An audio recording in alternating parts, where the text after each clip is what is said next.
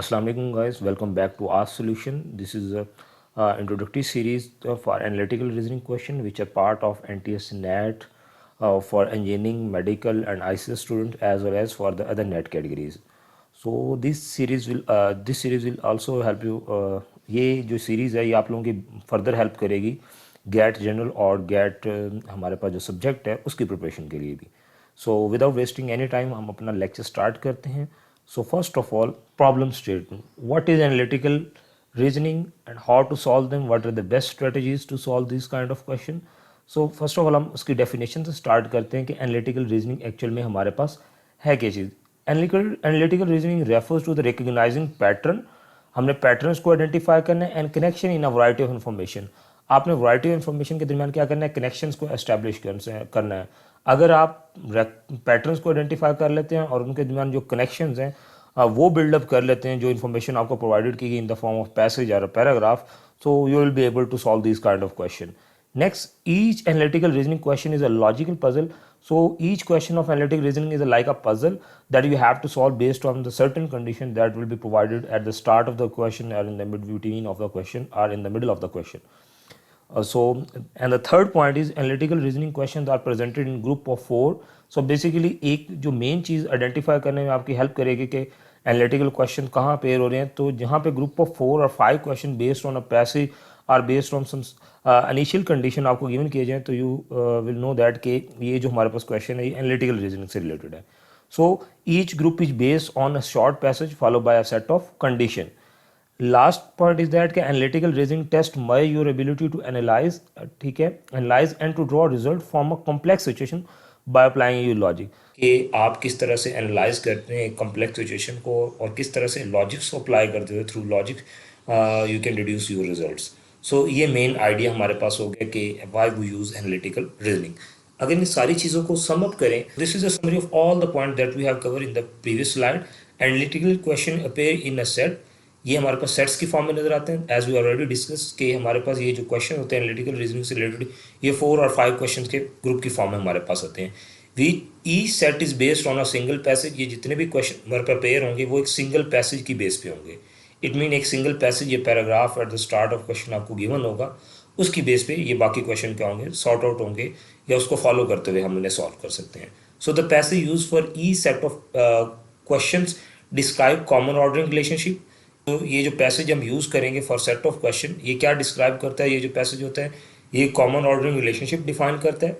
Common ordering relationship के हमारे पास जो पैसेज है, पैसेज के अंदर जो भी चीज़ें गिवन की गई हैं उनको किस कॉमन रिलेशनशिप के थ्रू हम ऑर्डर कर सकते होते हैं, और ग्रुपिंग रिलेशनशिप किस तरह से हम ग्रुप कर सकते हैं या ग्रुप करने के दरमियान उनके दरमियान रिलेशनशिप क्या है, और combination of both kinds of relationship. तो it include scheduling of employees for a work के ऊपर एम्प्लॉयज़ को शेड्यूल करने के लिए शिफ्ट के फॉर्म में.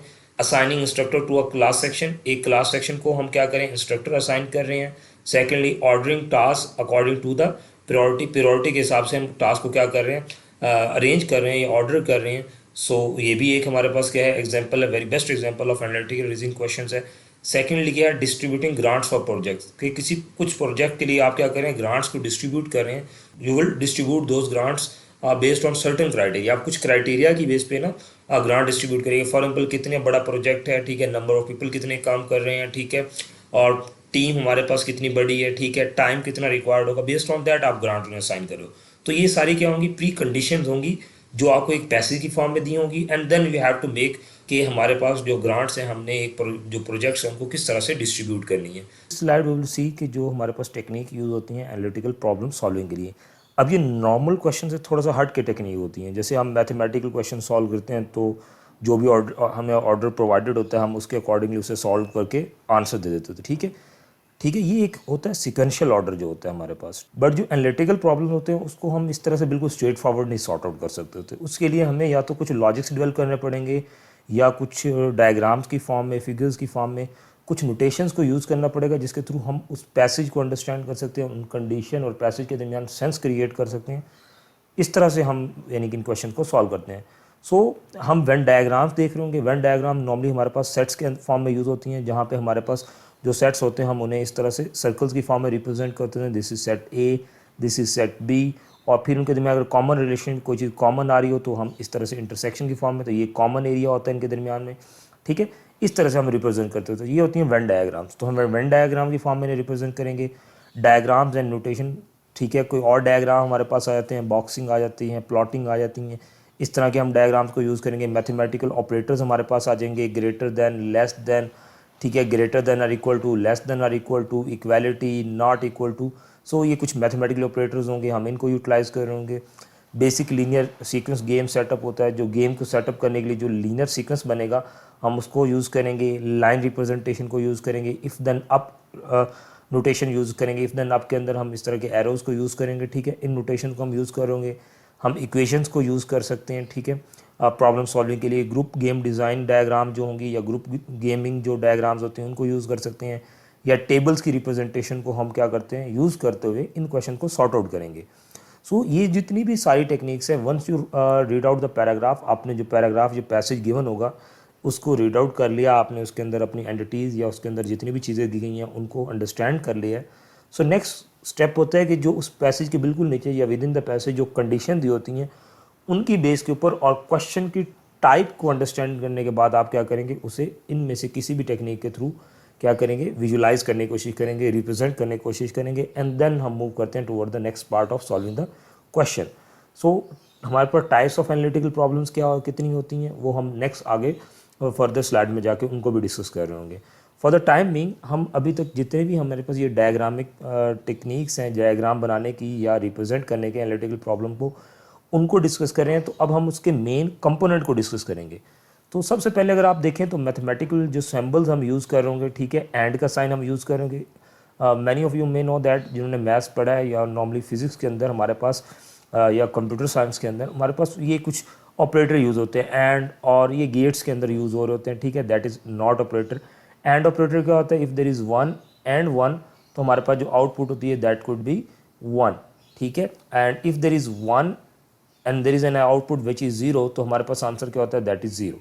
सो अब ये चीज़ होगी, one is true and other one is true, then the answer will be true. हमारे पास आंसर क्या होगा, ट्रू होगा उस केस के अंदर। And one input is true and the other output is input is false, so हमारे पास जो आउटपुट होगी वो फॉल्स होगी। ये और ऑपरेटर का यूज़ है। इसी तरह से हम सॉरी एंड ऑपरेटर का हमारे पास यूज़ है। इसी तरह से और ऑपरेटर को देखें तो और ऑपरेटर हमारे पास किस तरह से यूटिलाइज होता है।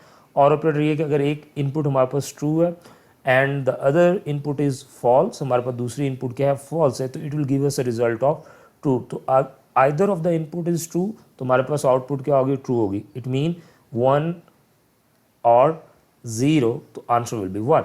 सो इसमें हमारे पास जो फॉल्स वाली कंडीशन है, it only occur when the both inputs are false. जब हमारे पास दोनों इनपुट फॉल्स या दोनों इनपुट क्या हों, ज़ीरो हों, इस केस के अंदर हमारे पास क्या होता है, आउटपुट क्या होती है, वो ज़ीरो या स्लैश फॉल्स हम कहते होते हैं हमारे पास अपेयर हो रही है। ओके, इस तरह से नॉट ऑपरेटर है। अब नॉट ऑपरेटर को हम नेगेशन ऑपरेटर भी कहते होते हैं। It is only use to basically negate inward any kind of input. जो भी इनपुट देंगे उसको चेंज कर देगा। फॉर एग्जाम्पल अगर हम देखें ये हमारे पास इनपुट्स हैं, ठीक है, तो हमारे पास आउटपुट क्या होगी, निगेशन के साथ। मीन निगेशन के पास अगर हम आउटपुट को डिस्कस करें, so if you give an input of zero, तो आपके पास आउटपुट क्या आएगी, वन। आप वन देंगे तो आउटपुट क्या आएगी, ज़ीरो। यही दो पॉसिबिलिटीज़ होती हैं। इट मीन अगर आप ट्रू पास करेंगे तो आपके पास फॉल्स आएगा, फॉल्स पास करेंगे तो क्या होगा, ट्रू होगा। अब ये मैं बेसिक ऑपरेटर आपको समझा रहा हूँ, ठीक है। अब इनको यूटिलाइज हमारे जो एनालिटिकल क्वेश्चन उनके अंदर किस तरह से यूज़ करेंगे वो हम आगे फर्दर चल के डिस्कस करेंगे, ठीक है। इस इफ़ देन हमारे पास ऑपरेटर आ गया, same as, same as, same seat, work together, उसके लिए हम जो ऑपरेटर यूज़ करेंगे, अब जहाँ जहाँ ये टर्मिनोलॉजीज यूज़ होंगी वहाँ पे हम इक्वालिटी का साइन यूज़ करेंगे। Not same, can not sit together, can not work together, उसके अंदर हम क्या यूज़ करेंगे, उसके अंदर नॉट इक्वल टू, यानी कि इनइक्वालिटी का हम ऑपरेटर यूज़ कर रहे होंगे। इस तरह से ग्रेटर देन या ओल्डर जिस तरह से कहा जाता है, ठीक है, मोर देन कहा जाता है, उसके लिए हम ग्रेटर देन का साइन यूज़ करेंगे। इसी तरह से लेस देन, यंगर, डिक्रीज, उसके अंदर हम क्या करेंगे, स्मॉलर देन का, ये यानी कि लेस देन का साइन यूज़ करेंगे। ये ग्रेटर देन साइन और ये लेस देन का साइन है। अब देखिए स्टूडेंट को डिफिकल्टी इसके अंदर होती है कि लेस देन का साइन और ग्रेटर देन का साइन किस तरह से अंडरस्टैंड करें। अब देखिए एक मेन चीज़ ये है कि हमारे पास जब हम ये साइन यूज़ करते हैं तो हमेशा ये जो साइड हमारे पास होती है, जो क्लोज साइड होती है, यहाँ पे स्मॉल वैल्यू आती होती है, ठीक है। और ये जो ओपन साइड होती है यहाँ पे हमेशा क्या होती है, लार्ज वैल्यू हमारे पास आ रही होती है। ओके, ये दो चीज़ें रिमेंबर रखनी है आप लोगों ने। Once you are done with that, आपने ये चीज़ अंडरस्टैंड कर ली। अब आप कहेंगे सर फिर ये लेस देन और एक ही ऑपरेटर याद कर लेना, देखें एक ऑपरेटर कर सकते हैं, बट देखें हमेशा मैथमेटिकल जो इक्वेशन होती है, टर्मिनोलॉजी होती है या इंग्लिश के सेंटेंस देखने, वो लेफ्ट टू राइट रीड करते हैं। तो लेफ्ट टू राइट अगर रीड करें तो this is smaller than sign, और ये जब मैं साइन रखूँगा तो अगेन हम लेफ्ट टू राइट जा रहे होते हैं इस तरह से, तो हम इसे रीड करेंगे ग्रेटर देन साइन। सो ये चीज़ होगी, at least, greater than or equal to, at most, less than or equal to. So these are some of the operator जो कि यहाँ पे मैंने आप लोगों को क्या कर दिए हैं, मेंशन कर दिए हैं। सो ये सिंबल सिर्फ यही नहीं, लिमिटेड नहीं है, हम इन सिंबल को सिर्फ यूज़ करते हैं, इसके अलावा there are many more symbol जो हम आगे जाके फर्दर टॉपिक्स के अंदर जब हम थोड़ा एनालिटिकल रीजनिंग की इंट्रोडक्शन को कंप्लीट कर लेंगे, तो हम थोड़ा सा एडवांस टॉपिक पे जब जाएंगे तो फिर मैं नेक्स्ट लेक्चर के अंदर आपको बाकी जितने भी मैथमेटिकल सिंबल्स या नोटेशंस हैं वो भी आप लोगों को मैं समझा दूंगा। हमारा एक गुड डायग्रामिंग सिस्टम होता है, वो किन फैक्टर्स पे डिपेंड करता होता है। सो फर्स्ट जो चीज़ इन्वॉल्व होती है that it should be fast, कि वो फास्ट होना चाहिए। You must be able to express the ideas in short notation to save time. So जो भी पैसेज या जो भी कंडीशन हमें at the start of the question दी गई हैं, हम जब उसे डायग्राम में रिप्रेजेंट करने जा रहे हैं तो आप ये देखें कि जो भी आप नोटेशन राइट डाउन करेंगे वो शॉर्ट नोटेशन होनी चाहिए ताकि आप अपना टाइम सेव कर सकें, ठीक है।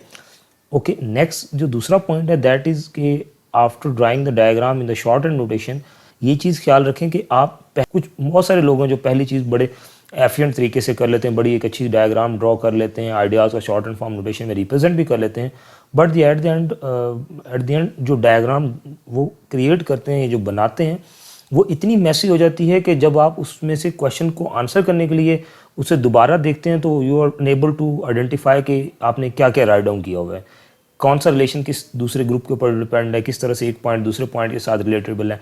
सो इसलिए जो सेकंड पॉइंट है दैट इज़ वेरी इंपॉर्टेंट कि after drawing the notation in the short and form, आपने टाइम तो सेव करना है, लेकिन आपने मीनवाइल ये भी चीज़ जहन में रखनी है कि आपकी जो डायग्राम ड्रॉ हो रही है वो क्या होनी चाहिए, इट शुड बी नीट, वो मैसी नहीं होनी चाहिए।